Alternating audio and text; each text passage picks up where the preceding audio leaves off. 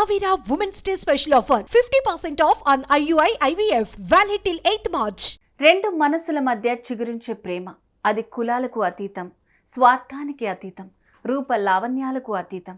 ఆ ప్రేమ భావనను, ఆ ప్రేమ భాషను కళ్ళకు కడుతున్నారు ఆ జంట.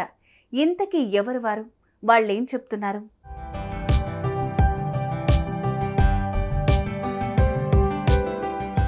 మూడు ముళ్ళ బంధంతో నూరేళ్లు కలిసి సాగుతామని బాసలు చేసి ఒక్కటైన యువతీ యువకులు ఏవో కారణాల వల్ల విడాకులు తీసుకుంటారు.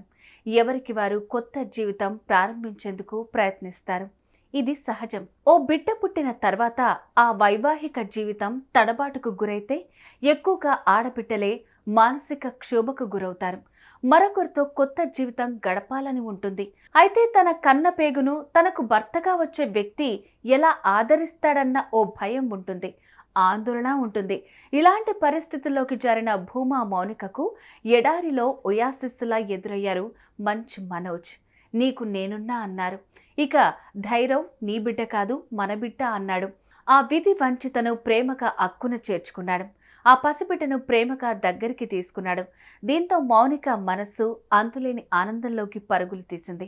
తనను గుండెల నిండా ప్రేమించే ఓ వ్యక్తి తనకు భర్త అయ్యాడు.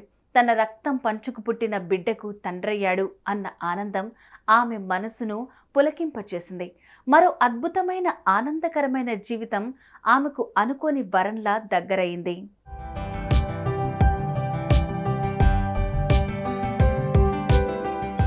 సరిగ్గా ఏడాది కిందట మార్చి 3న మనోజ్ భూమికలు మూడు ముళ్లతో ఒక్కటయ్యారు. ముచ్చటైన జంటయ్యారు. వారి ఆశల ప్రతిరూపంగా మరో బిడ్డ వారి జీవితంలోకి అడుగుపెట్టే అదృష్టానికి దగ్గరయ్యారు.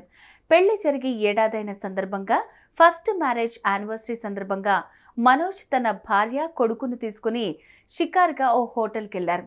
నా ప్రియమైన భార్య మౌనికకు పెళ్లి రోజు శుభాకాంక్షలు. నీతో ఉన్న ప్రతి క్షణం ఎంతో సంతోషంగా గడుస్తూ ఉంటుంది.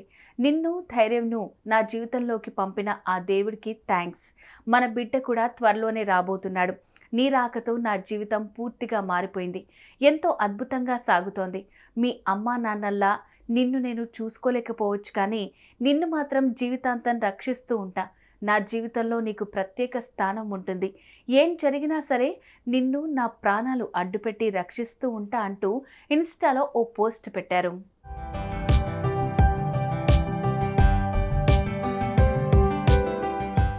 ఏ ఆడబిడ్డైనా ఇంతకంటే ఏం కోరుకుంటుంది? దురదృష్టవశాత్తు తల్లిదండ్రులను పోగొట్టుకున్న ఆ యువతికి అమ్మతో సమానంగా ప్రేమలు పంచుతూ, నాన్నను మించిన అభిమానాలను అందిస్తూ, తన జీవన గమనానికి చుక్కానిగా నిలుస్తూ, నీకు నేనున్నా అని భరోసా ఇచ్చే వ్యక్తి తనకు భర్తగా ప్రసాదించిన ఆ దేవుడికి కృతజ్ఞతలు చెప్పకుండా ఎలా ఉండగలదు?